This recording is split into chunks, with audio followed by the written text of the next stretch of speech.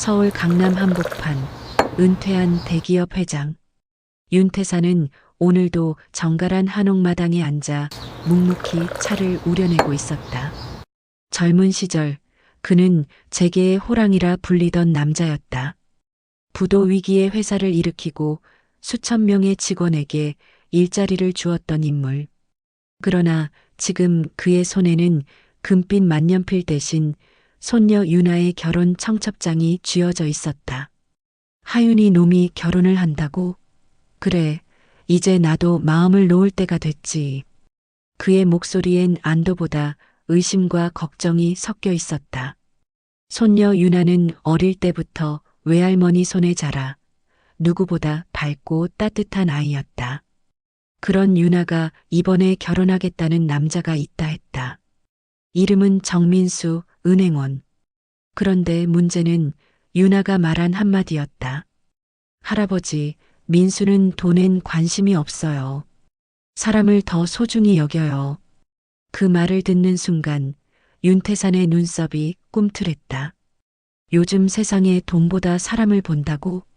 그래, 그 말이 진짠지 내가 한번 확인해 보지. 그날 밤 윤 회장은 비서에게 비밀 지시를 내렸다. 내일 오전 내 계좌에서 현금으로 5천억을 인출할 수 있게 준비해. 비서가 놀라 벌떡 일어섰다. 회장님, 5천억이요? 그건 회사 자금도 일부 포함되어 있는데. 괜찮아. 그놈이 어떤 사람인지 이번에 제대로 시험해 보려 한다. 비서가 감히 묻지 못했다. 그의 눈빛은 젊은 시절 회의실에서 상대 회사를 굴복시킬 때의 그것과 같았다. 그러나 다음 날 그는 누더기 점퍼에 고무신을 신고 나타났다. 머리는 일부러 헝클어뜨렸고 수염은 이틀째 안 깎은 상태였다. 비서는 경악했다. 회장님, 이게 무슨 차림이십니까? 오늘은 회장이 아니라 거지 노인으로 가는 거야. 그는 웃으며 말했지만 어딘가 뭉클한 결심이 담겨 있었다. 수십 년간 부와 권력을 쥐고 살았지만 이제 그는 인간을 보기 위해 자신이 쌓은 껍데기를 모두 벗으려 했다. 도심 한복판의 대한은행 강남지점. 윤 회장은 허름한 복장으로 문을 열고 들어섰다. 그 순간 냉랭한 공기가 그를 훑었다. 직원 몇 명이 흘깃보며 속삭였다. 저 사람 뭐야, 왜 저렇게 하고 들어왔어? 요즘 노숙자분들도 따뜻한 데 들어오시잖아. 그때 카운터 한쪽에서 청년 은행원이 자리에서 일어섰다. 그가 바로 정민수였다. 유나의 예비 신랑이자 오늘의 시험 대상. 민수는 미소를 지으며 다가왔다. 어르신, 뭐 도와드릴까요?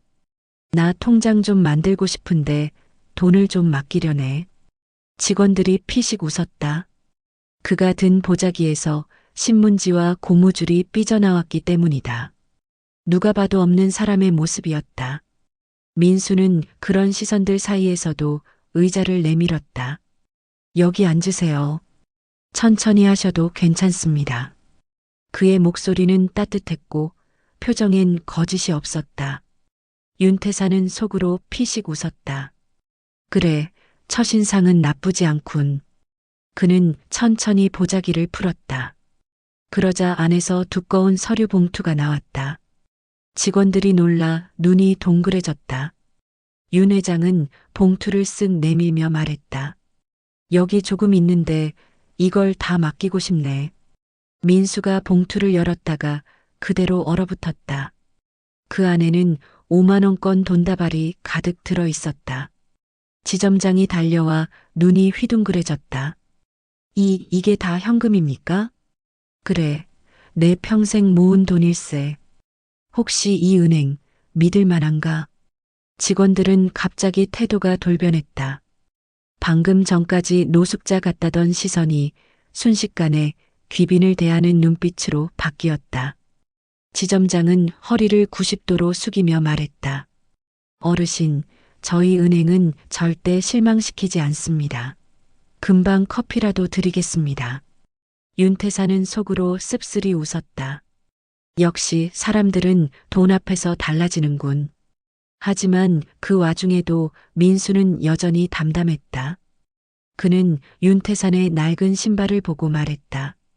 어르신, 혹시 밖에 추운데 오래 계셨나요? 커피보다 따뜻한 물 한 잔 드시는 게 낫겠습니다. 그 순간 윤태산의 눈가가 미세하게 흔들렸다. 그 한마디가 그의 마음을 건드렸다. 사건의 시작 시스템 오류. 민수가 계좌를 만들고 돈을 입력하려던 순간 컴퓨터 화면이 잠깐 깜빡이더니 숫자가 잘못 찍혔다. 5천억. 민수는 순간 손가락을 떼며 놀랐다. 이거 잠깐만요. 금액 입력이 이상하네요.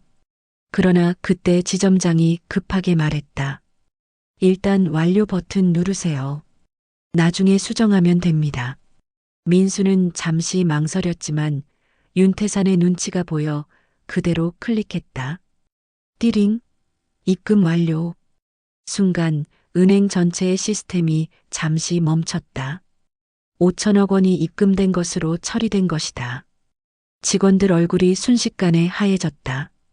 윤태산은 그 화면을 보며 천천히 미소를 지었다. 허허, 5천억이라. 내 돈이 그렇게 많았나? 지점장은 식은땀을 흘리며 말했다. 어르신, 이거 시스템 오류입니다. 금방 취소하겠습니다. 그러나 윤태산은 천천히 일어나며 말했다. 됐네. 오늘은 이걸로 충분하네. 그는 그대로 문을 나섰다. 직원들이 뒤에서 쩔쩔매며 불렀지만 그는 돌아보지 않았다.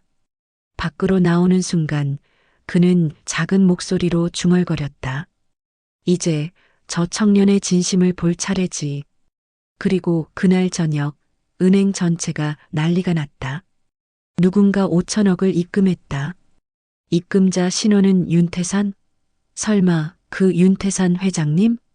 민수는 그날 밤 잠을 이루지 못했다. 그 노인 뭔가 이상했어.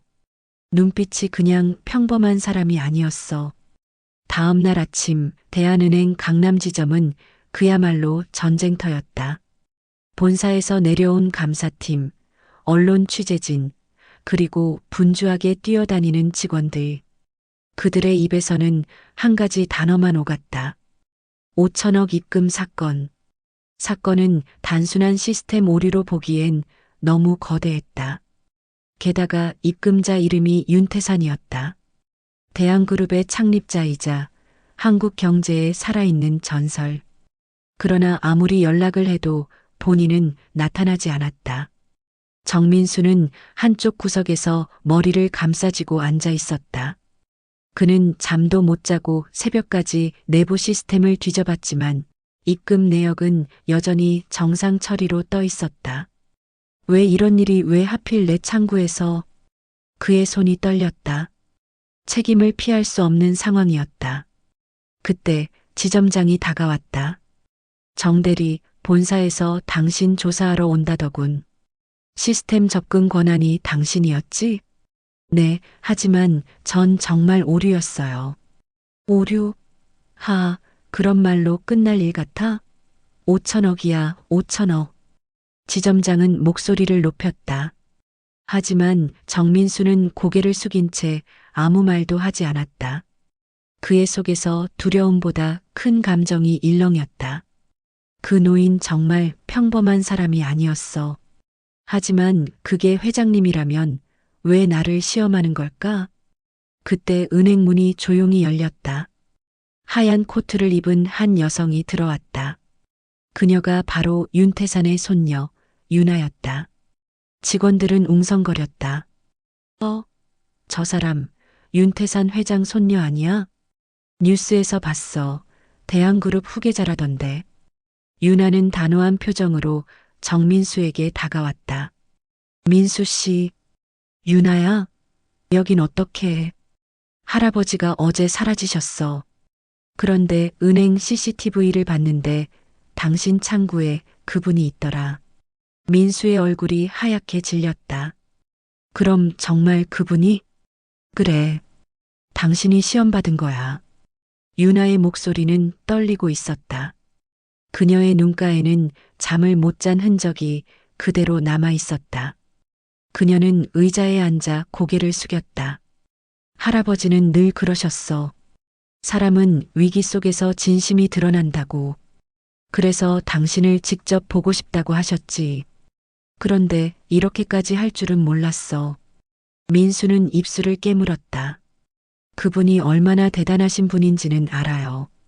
하지만 저 어르신께서 그렇게 초라하게 오셨는데도 전 한 번도 불편하지 않았어요. 그저 도와드리고 싶었을 뿐입니다. 유나는 그 말을 듣고 살짝 눈을 감았다. 민수 씨 그 말 꼭 그대로 할아버지께 전할게요. 한편 도심에서 조금 떨어진 시골 별장. 윤태사는 낡은 소파에 앉아 TV 뉴스를 보고 있었다. 뉴스 앵커의 목소리가 흘러나왔다. 어제 대한은행 강남 지점에 5천억 원이 입금되는 사건이 발생했습니다. 입금자 명의는 은퇴한 대한그룹의 창립주 윤태산 회장으로 확인됐습니다. 화면 속에는 자신이 거짓골로 은행에 들어가는 모습이 담겨 있었다. 그는 천천히 웃었다. 역시 세상은 돈 냄새에는 빠르지. 하지만 진심을 보는 눈은 얼마나 있을까. 그의 옆에는 오래된 사진 한 장이 있었다. 젊은 시절 손녀 유나가 어린 나이에 그에게 안겨 웃고 있었다. 그 미소를 보며 윤태사는 작게 중얼거렸다. 유나를 평생 지켜줄 사람이라면 어떤 상황에서도 사람부터 볼 수 있어야지. 그는 눈을 감았다. 그리고 천천히 휴대폰을 들었다. 전화 한 통을 걸었다. 김 실장, 내가 찾던 청년 정민수. 그 사람 어떤가? 예, 회장님. 조사해보니 정직하고 성실한 사람입니다. 빚도 없고 고아로 자랐지만 스스로 공부해서 은행에 들어갔습니다. 그래, 돈이 아닌 사람으로 살아온 청년이군. 윤태산의 입꼬리가 천천히 올라갔다. 하지만 마지막 시험은 아직 끝나지 않았지. 다시 은행. 본사 감사팀이 도착했다. 책상 위에는 수북이 쌓인 서류들과 USB 기록들이 펼쳐져 있었다. 감사팀장이 날카롭게 물었다. 정대리, 입금 금액이 5천억이 된 건 당신의 실수로 보이는데 사실입니까? 그건 시스템 오류였습니다. 금액 입력 후 딜레이가 생겨. 그건 변명이죠. 시스템은 사람이 조작하지 않으면 그런 오류가 없습니다. 정민수는 아무 말도 하지 않았다. 주변의 시선이 냉랭했다. 그는 결국 지점장에게 불려가 정직 처분 통보서를 받았다. 본사 감사 결과 나올 때까지 출근하지 마. 우리도 본사 눈치 봐야 해. 민수는 서류를 들고 터덜터덜 은행을 나섰다. 밖은 봄비가 내리고 있었다. 우산도 없이 그는 빗속을 걸었다. 손에 쥔 종이가 물에 젖어 글씨가 번졌다. 돈 앞에선 사람의 신뢰도 이렇게 쉽게 번지네. 그의 눈가에 뜨거운 무언가가 맺혔다. 하지만 그 순간 멀리서 유나가 그를 불렀다. 민수 씨, 잠깐만요. 그녀는 비를 맞으며 달려왔다. 손에 든 흰 우산이 바람에 휘날렸다. 민수는 놀란 눈으로 그녀를 바라봤다. 이걸로 막아요. 감기 걸리면 안 되잖아요. 유나야, 나 이제 끝났어. 내 할아버지께 죄송하다고 전해줘. 아니, 그분이 원한 건 내 진심이야. 그걸 보여줬잖아. 유나는 두 손으로 그의 손을 꼭 잡았다. 당신은 거짓 없이 그분을 대했어. 그거면 충분해. 민수는 그 손을 붙잡고 한참을 서 있었다. 빗물과 눈물이 섞여 그의 뺨을 타고 흘렀다. 다음 날 아침, 정민수의 낡은 원룸 초인종이 울렸다. 그는 퀭한 눈으로 문을 열었다. 그 앞엔 어제의 그 노인, 그런데 오늘은 완전히 다른 모습이었다. 정갈한 양복, 단정한 머리, 그리고 익숙한 미소. 그가 바로 대한그룹의 전 회장 윤태산이었다. 자네 나 알아보겠나? 어르신 회장님. 민수는 그대로 얼어붙었다. 그는 허리를 굽혀 인사했다. 죄송합니다. 어르신이 그런 분이신 줄 몰랐습니다. 허허, 미안할 거 없네. 오히려 내가 자네에게 미안하지. 내 장난에 괜히 휘말렸으니. 윤태사는 방 안을 둘러봤다. 좁고 낡은 원룸안 한쪽 구석엔 유나와 찍은 사진이 붙어 있었다. 그는 조용히 웃었다. 유나를 사랑하나? 네. 세상 어떤 것보다요. 돈이 없어도? 네. 그럼 돈이 생기면? 민수는 잠시 멈췄다가 고개를 저었다. 그땐 더 조심해야겠죠. 돈은 사람을 가리기도 하니까요. 윤태사는 고개를 끄덕였다. 좋네. 그 대답 마음에 든다. 그는 품에서 무언가를 꺼냈다. 한 장의 문서였다. 이건 내 유언장 일부일세. 원래는 유나에게만 물려주려 했지만 이제 보니 자네가 그 옆에 서도 되겠구나. 민수는 놀라 고개를 들었다.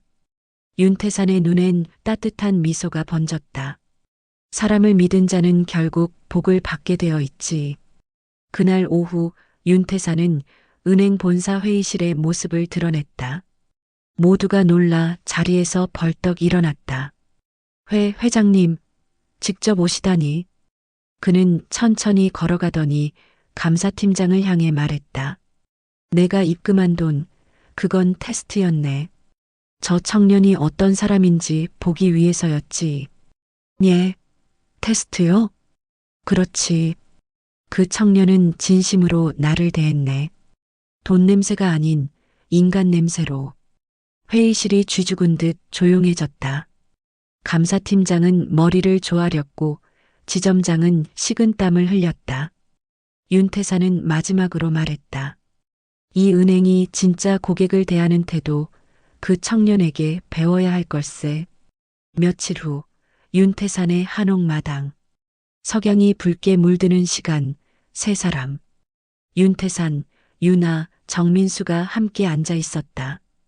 윤태산이 차를 우려주며 말했다.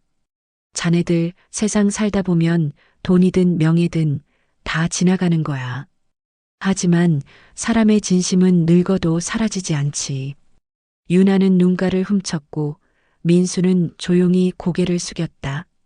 그때 윤태산이 피식 웃으며 덧붙였다. 참, 그때 입금한 5천억. 아직 은행에 그대로 있다더군. 아마 세상이 나를 제일 잘 놀라게 한 날일 거야. 세 사람은 그 말에 함께 웃음을 터뜨렸다. 그 웃음 속엔 긴장도, 눈물도, 안도도 모두 섞여 있었다. 봄비가 그치고 며칠이 지났다. 윤태산의 한옥마당엔 매화가 피어 있었고 손녀 유나는 찻상을 정리하고 있었다. 그녀는 새하얀 드레스를 입어보며 거울 앞에서 빙글 돌았다. 그 모습을 보고 있던 윤태산이 천천히 웃었다. 그래, 유나야. 내 어머니가 살아있었다면 얼마나 기뻐했을까. 유나는 미소 지었다. 할아버지, 엄마도 하늘에서 보고 있을 거예요. 저 결혼식 때 분명 같이 웃을 거예요. 그래, 그럴게야. 그런데 우리 민수는 어디 갔나? 그때 대문 밖에서 익숙한 목소리가 들렸다. 회장님, 저 왔습니다. 정민수가 손에 들린 상자를 들고 들어왔다. 그 안엔 오래된 찻잔이 담겨 있었다. 어르신이 쓰시던 찻잔이라 해서 복원해 봤습니다. 도자기 공방에서 직접 수리했어요. 허허, 이거 내가 아끼던 거였는데. 깨진 걸 그냥 버리라 했더니 내가 살렸구나. 윤태산의 눈빛이 부드러워졌다. 사람의 마음도 그렇지. 깨졌다고 버릴 게 아니야. 다시 붙이면 더 단단해지지. 그 말에 유나와 민수는 서로 눈을 마주보며 미소를 지었다. 그 순간 따뜻한 바람이 불었다.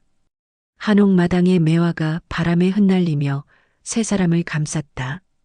그 모습은 꼭 오래된 가족의 초상화 같았다. 그날 밤 윤태사는 서재에서 문득 가슴을 움켜쥐었다. 책상 위엔 가족 사진이 놓여 있었다. 숨이 가빠오고 시야가 흐릿해졌다.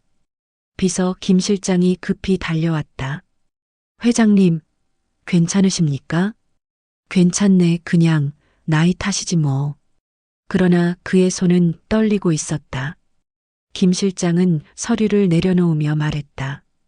병원에 모시고 가겠습니다. 안 돼. 지금은 아무에게도 말하지 마.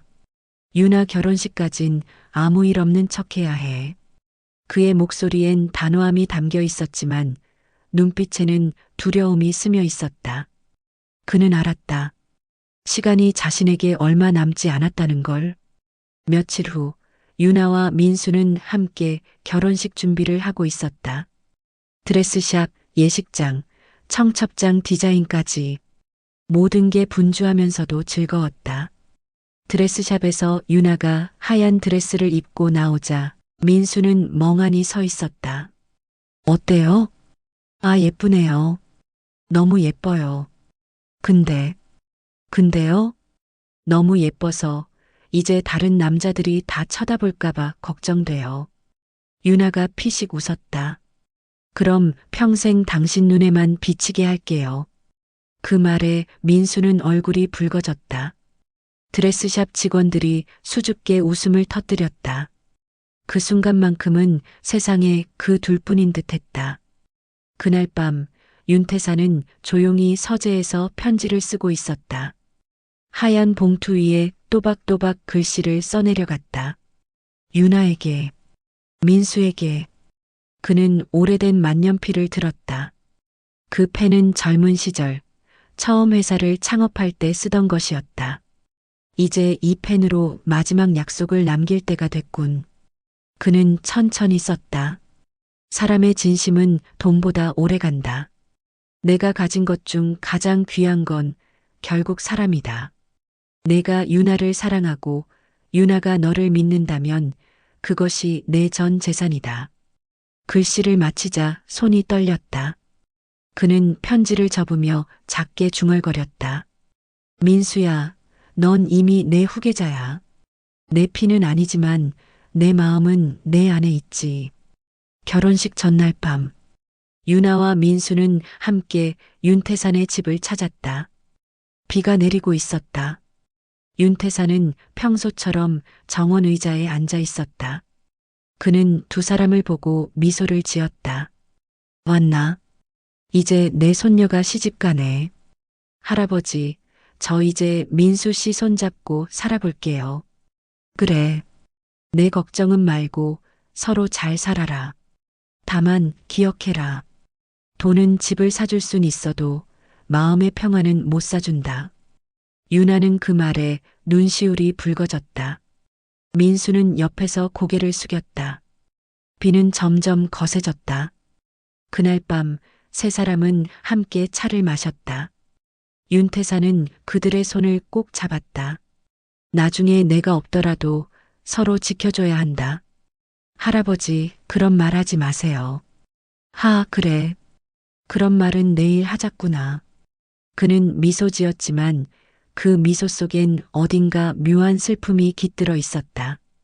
민수는 그 눈빛에서 알 수 있었다. 이건 마지막 인사일지도 몰라. 다음 날 햇살이 유난히 눈부셨다. 결혼식장은 봄꽃으로 가득했고 하객들로 붐볐다. 유나는 하얀 드레스를 입고 예식장 입구에 섰다. 민수는 넥타이를 매며 긴장한 듯 웃었다. 괜찮아요? 아직도 믿기지가 않아요. 이렇게 좋은 날이 올 줄은 몰랐어요. 그때 윤태산의 비서 김 실장이 급히 달려왔다. 얼굴이 창백했다. 유나 양 큰일입니다. 회장님이. 유나는 그대로 멈췄다. 손에 들고 있던 부케가 바닥으로 떨어졌다. 민수가 놀라 외쳤다. 무슨 일이죠? 병원으로 가셔야 합니다. 회장님이 쓰러지셨습니다. 병원 응급실. 윤태사는 산소호흡기를 달고 누워 있었다. 의사들이 분주하게 움직였지만 그는 이미 의식이 희미했다. 유나는 오열하며 그의 손을 붙잡았다. 할아버지, 저예요, 유나예요. 유나야, 울지 마라, 할아버지는 괜찮다. 그는 힘겹게 미소 지었다. 민수가 그의 곁으로 다가왔다. 회장님, 제 탓입니다. 더 일찍 알았더라면. 허허, 자네 덕분에 내 마지막이 참 따뜻하네. 그는 손을 들어 민수의 손등을 가볍게 두드렸다. 내가 가진 5천억, 그건 그냥 숫자였지. 하지만 내가 내 손녀를 사랑해 준 건 내 인생의 가장 큰 수익이었네. 눈가에 눈물이 맺혔다. 그는 마지막으로 말했다. 이제 내 차례가 끝났으니 너희가 이어가거라. 그리고 나 유나 엄마한테도 전해주렴. 이젠 같이 있을 거야. 그의 손이 천천히 힘을 잃었다. 심전도 화면에서 삐 나는 소리가 길게 이어졌다. 유나는 무너져 내렸고 민수는 입술을 깨물며 울음을 삼켰다. 그 순간 창밖에서 햇살이 비쳐들었다. 비가 갠 하늘 위로 무지개 한 줄이 떠 있었다. 마치 윤태산이 하늘에서 미소 짓는 듯했다. 며칠 후 장례가 끝난 뒤 비서 김 실장이 유나와 민수에게 봉투 2개를 건넸다. 하나는 유나에게, 하나는 민수에게. 유나는 편지를 펼쳤다. 내 손녀 유나야, 내 웃음은 내 인생의 이유였다. 그 웃음을 지켜준 민수에게 감사한다. 돈은 떠나도 사랑은 남는다. 그리고 나는 언제나 너희 곁에 있을 거야. 민수의 편지에는 이렇게 적혀 있었다. 정민수 군, 사람은 부자가 되기보다 부끄럽지 않은 사람이 되어야 한다. 내가 남긴 재산 일부는 내 이름으로 기부될 것이다. 사람을 살리는 돈이 되어라. 그것이 내 마지막 시험의 답이다. 민수는 눈을 감았다. 유나는 그의 어깨에 기대어 울었다. 멀리서 매화 꽃잎이 바람에 흩날렸다. 그 꽃잎 하나가 윤태산의 영정 앞에 살짝 내려앉았다. 영상이 어떠셨나요? 구독과 좋아요 부탁드립니다. 영상 제작에 큰 도움이 됩니다. 끝까지 시청해 주셔서 감사합니다.